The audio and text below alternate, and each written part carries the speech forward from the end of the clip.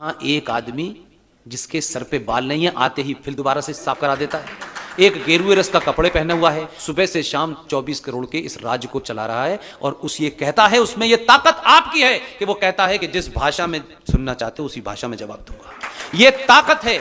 ऐसे लोग दलालों के कारण अपने उन लोगों के जिनकी महत्वाकांक्षाएं बढ़ गई हैं, वो दिल्ली में हो या लखनऊ में हो, उनके मंसूबे अगर वो हमारे भी हैं तो वो हमारे नहीं हो सकते।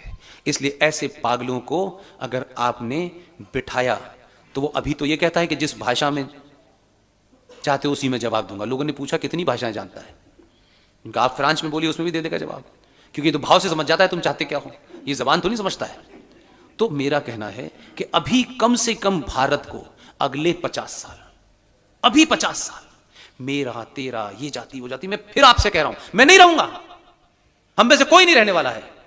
लेकिन आने वाली नस्ल ये ना कहे कि हमारे बाप को, हमारे भाई को, हमारी मां को सब कुछ पता था लेकिन इन्होंने स्वार्थियों में चोरों को चुना, योगी को नहीं चुना।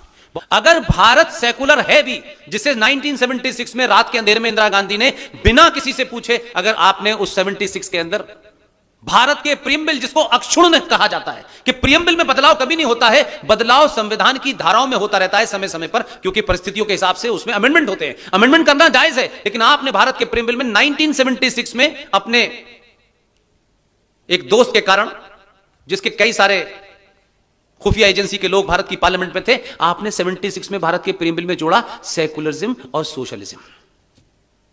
राइट? यह आपको नहीं पता? भारत के संविधान में जब संविधान सभा की डिबेट चल रही थी तब भी यह सवाल उठा था कि क्या भारत को सेकुलर बनाया जाए। उस पर अंबेडकर का यह बयान है और नहीं बहुत सारे लोगों का है। उन्होंने कहा भारत की धरती तो सदियों से सेकुलर रही है, यहां तो अनेक संस्कृतियां आई, अनेक मजहब के लोग आए, यहां पले बड़े पारसी आए, हमने तो किसी को नहीं रोका। हमसे ज्यादा दुनिया में कौन सेकुलर होगा?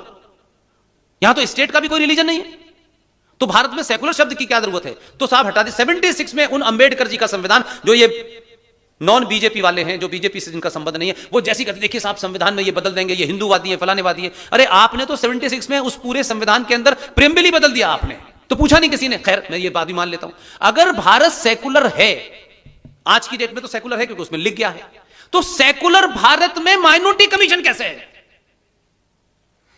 सच्चर कमीशन कैसे है? मुस्लिम एजुकेशन बोर्ड कैसे है? सच्चर कमीशन, माइनॉरिटी कमीशन तभी होगा जब भारत हिंदू राष्ट्र होगा। मैं बात गलत कह रहा हूं? अगर भारत हिंदू राष्ट्र होगा तब उसमें होगा कि भाई ये मुसलमानों के लिए अलग से, क्योंकि ये हिंदू राष्ट्र है। मैं गलत कह रहा हूं? लेकिन सेकुलर भी है और माइनॉरिटी कमीशन भी है। वहां कह रहे हैं कि मजहब की बुनियाद पर राजा कोई फैसला नहीं करेगा। सेकुलरिज्म का मतलब है रिलीजन अलग, स्टेट अलग, यानी राज्य अलग। फिर आप कह रहे हैं कि स्टेट और रिलीजन।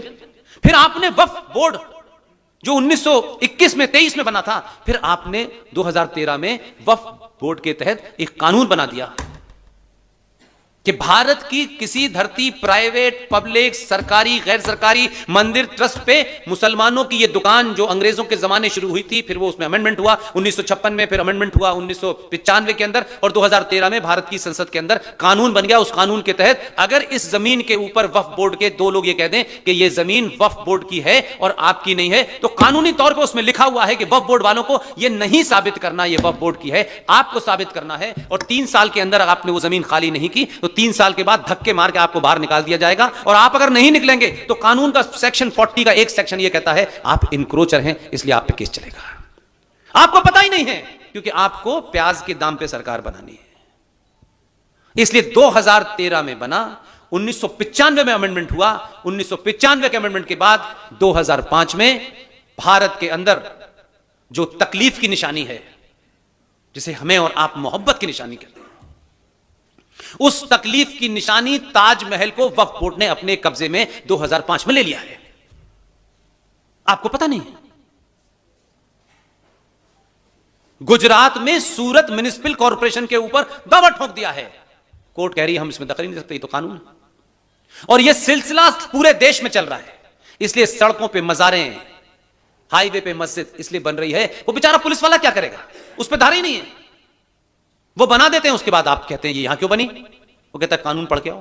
क्योंकि आप कानून से देश चलाने के चक्कर में हैं। वो कानून को नहीं मानते। क्या कानून से 1992 किया था आपने 6 दिसंबर को?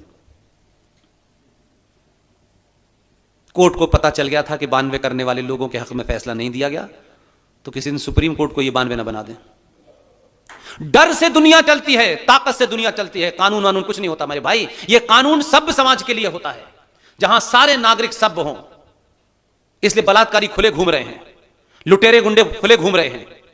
भारत की सुप्रीम कोर्ट का चीफ जस्टिस, कोई धर्म संसद के अंदर किसी ने कोई बात कही, 3 फेक वीडियो के ऊपर उसने नोटिस जारी कर दिया।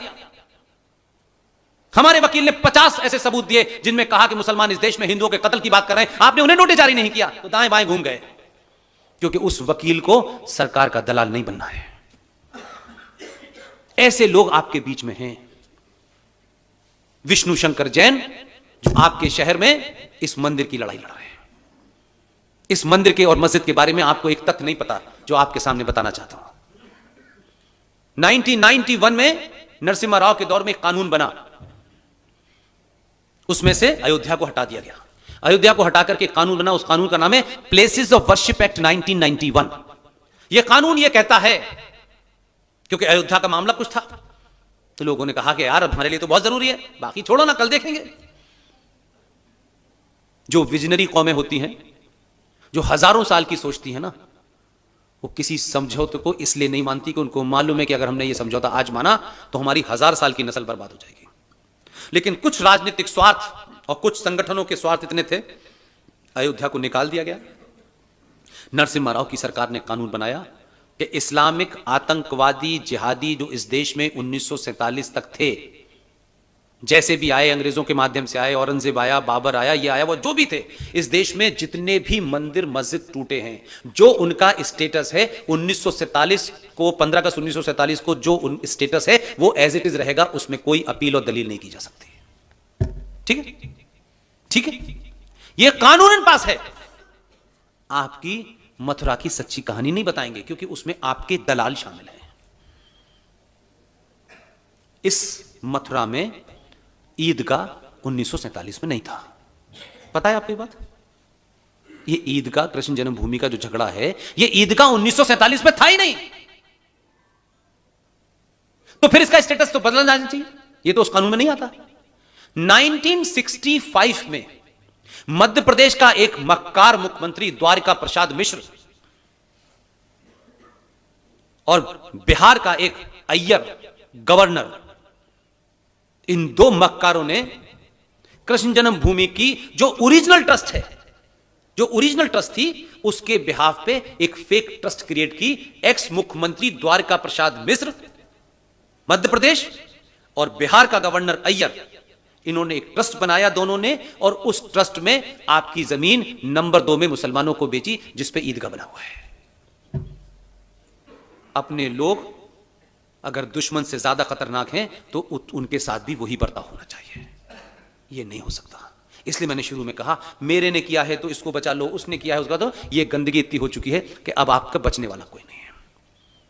लिहाजा प्लेसेस ऑफ वर्शिप एक्ट बन चुका है। उसके बाद भारत के किसी मंदिर के ऊपर जो उस पर तोड़ करके मस्जिद भी बनाई हुई है, उसमें 99% हिंदुओं के हैं, उन स्ट्रक्चर को नहीं हटा सकते।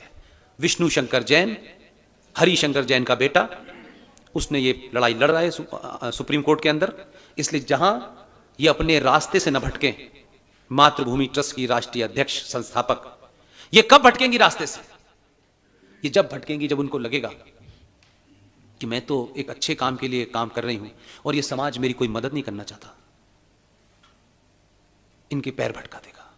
हम तो पूरी इनिंग खेलने के बाद हमको लगा कि अब जो भी हैं, हम जिस भी स्थिति में हैं, अगर हम इसमें कुछ कर सकते हैं तो ये 10-12 लोग जिनका मैंने नाम लिया, आज भी सुशील भाई कोई ऐसी ही मीटिंग लखनऊ में कर रहे हैं, आरएसएन कहीं कर रहे हैं, जीडी कहीं कर रहे हैं, ललित अंबरदार कहीं कर रहे हैं, प्रोफेसर कपिल कुमार कर रहे हैं। हमारी सबकी कोशिश है, हम नहीं जानते, हम नहीं जानते कल क्या होगा, लेकिन हमारी कोशिश है, हम खुले रूप में कह रहे हैं, हम किसी पार्टी के बंधुआ और किसी संगठन के बंधुआ मजदूर नहीं है।